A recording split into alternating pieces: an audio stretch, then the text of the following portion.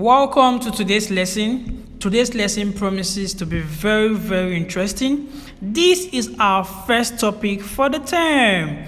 I hope you are ready to listen and pay attention as we learn. Our topic for today's lesson will be locomotor movement.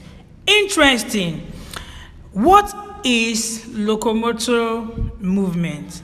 Now, locomotor movement are movement patterns that involve shifting the whole body parts when moving from one place to another.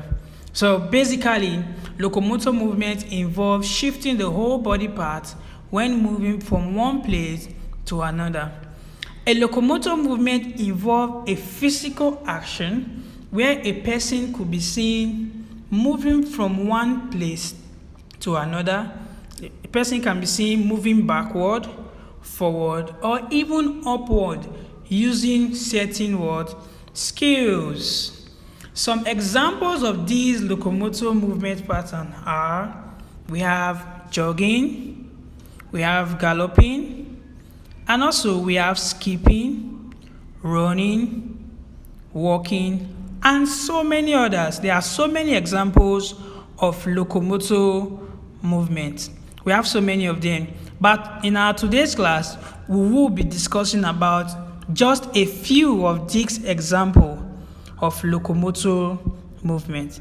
Firstly, let's talk about jogging.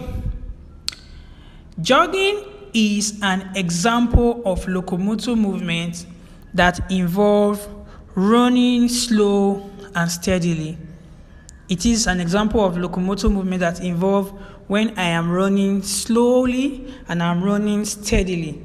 It is also a form of exercise in preparation for a major game, such as football and so many other examples of major games. Now, if you observe in a football match, you can see the players at the side of the pitch warming up or preparing to replace the players that are on the pitch playing the ongoing or the current football match. That is an example of jogging. Jogging is another example of locomotor movement is galloping.